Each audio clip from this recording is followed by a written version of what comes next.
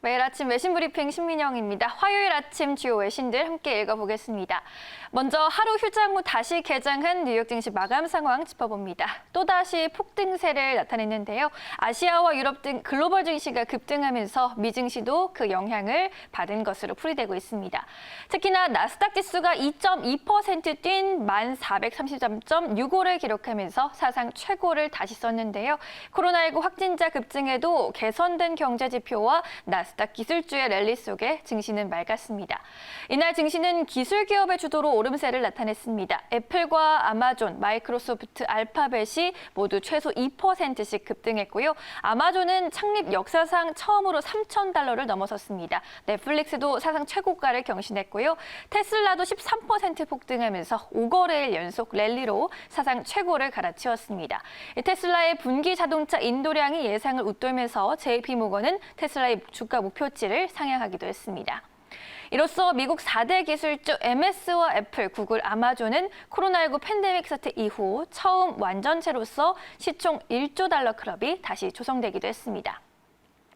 여기에 더해서 미국의 서비스업 경기가 시장의 예상치 이상으로 크게 반등하면서 확장 국면으로 돌아선 점도 긍정적으로 해석이 됐습니다. 서비스업은 미국 경제의 약 4분의 3을 차지하고 있는데요. 6월 서비스업 PMI가 57.1로 전월에 비해서 대폭 뛰었습니다. 97년 지표 도입 이후 가장 큰 월간 상승폭으로 당초 시장이 예상한 51을 크게 웃돌았습니다. 그리고 미국의 투자 기재 워런 버핏이 코로나19 대유행 이후 첫 대규모 투자에 나선 점 등도 장중 미국 증시에 훈풍을 가했습니다. 다음 소식 열어보도록 하겠습니다. 오늘도 미중 무역 갈등 상황 팔로우해 봐야 될 것 같습니다. 중국이 올해 초 미국과 1차 무역 합의했던 에너지 수입 목표치를 달성하지 못할 것이라는 분석이 나왔습니다. 월스트리트 저널의 분석을 살펴보면요. 미 상무부의 지난 5월 수출 통계를 분석해 중국이 올해 1월부터 5월까지 $20억 상당의 미 에너지 제품을 구매했다고 보도했습니다. 중국이 구매 목표치를 달성하기 위해 이 기간에 실제로 구매했어야 할 액수의 18%에 불과한 규모입니다. 앞서 중국은 1월 서명한 1단계 무역 합의를 통해서 석유나 천연가스 등 미국의 에너지 제품을 올해 $250억 가량 수입하기로 약속했습니다.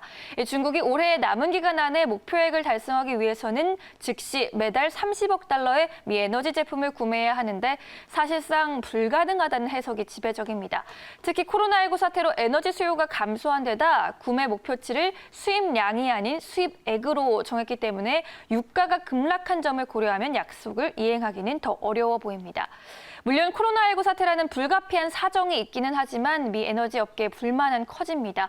특히 중국이 에너지가 아닌 다른 부문에서는 1단계 무역 합의 내용을 어느 정도 이행하고 있기 때문입니다.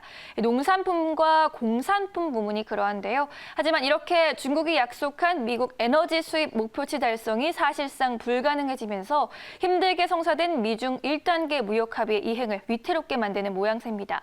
아무래도 1차 무역 합의는 트럼프 정부의 핵심 성과 중 하나였고 오는 11월 미 대선에서 에너지 업계가 중요한 표밭이라는 점을 감안했을 때 이제 어떤 형태로든 미국의 압박이 뒤따를 것으로 보이는데요.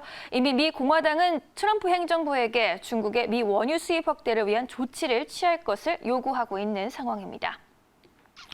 마지막 뉴스 살펴보도록 하죠.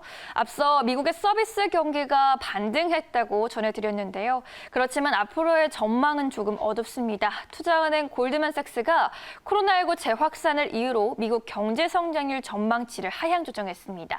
CNBC의 보도 살펴볼게요. 골드만삭스는 미국의 올해 전체 GDP 증가율 전망치를 마이너스 4.2%에서 마이너스 4.6%로 수정 전망했습니다. 골드만삭스는 3분기 GDP 증가율 전망치는 기존의 33%에서 25%로 낮췄고요. 미 경제가 3분기부터는 회복세를 보이기 시작할 것이라는 전망 유지했지만 최근 코로나19 재확산으로 반등폭이 줄어들 것으로 추정한 겁니다. 또 최근에 회복세를 보여왔던 소비 지출은 7월과 8월에는 정체가 불가피할 것으로 예상했습니다. 다만 9월에는 미 경제가 다시 회복세에 진입할 것으로 내다봤는데요. 제조업의 경우 서비스업에 비해서 상대적으로 피해가 덜할 것으로 것으로 추정했습니다.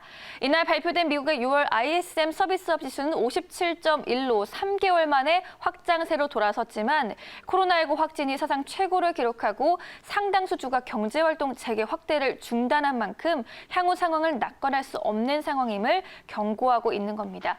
골드만삭스는 내년 미국의 성장률은 기존의 5.8%를 유지했습니다. 올해 연말 미국의 실업률은 최근에 실업지표 호전을 반영해서 기존 9.5%에서 9%로 낮춰 잡았습니다.